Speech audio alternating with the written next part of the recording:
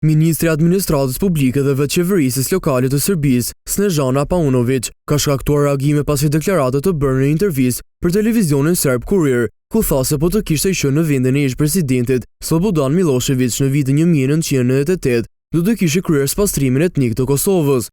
Gjatë intervistës, Paunović e cilësoi këtë si deklaratën më të ashpër që ka bërë ndonjëherë, duke shtuar se sipas interpretimit të saj, nuk bëhej fjalë për eliminimin fizik, por për largimin e shqiptarëve nga territori i Kosovës, drejtësisht u shpreh ajo, shtetet e tyre am. Deklarata e saj ka tërhequr vëmendje për përdorimin e termit spastrim etnik, një shprehje që lidhet me krime të rënda, sipas së drejtës ndërkombëtare dhe me konfliktet e ish-Jugosllavisë gjatë viteve 1990. Snežana Paunović është njohur edhe më parë për qëndrime të ashpra ndaj Kosovës. Në vitin 2022, kur mbante postën e nënkryetare së Kuvendit të Serbisë, ajo kërkoi arrestimin e deputetit shqiptar Shaip Kamberi gjatë një debate parlamentar për dialogun ndërmjet Kosovës dhe Serbisë. Slobodan Milošević, të cilit u referua ministrja serbe, ishte presidenti i Serbisë dhe më pas i Republikës Federale të Jugosllavisë gjatë konflikteve të viteve 1990. Ai u akuzua nga Tribunali Penal Ndërkombëtar për ish-Jugosllavinë për krime lufte, krime kundër njerëzimit dhe gjenocid në lidhje me konfliktet në Kosovë, Bosnjë Hercegovinë dhe Kroaci.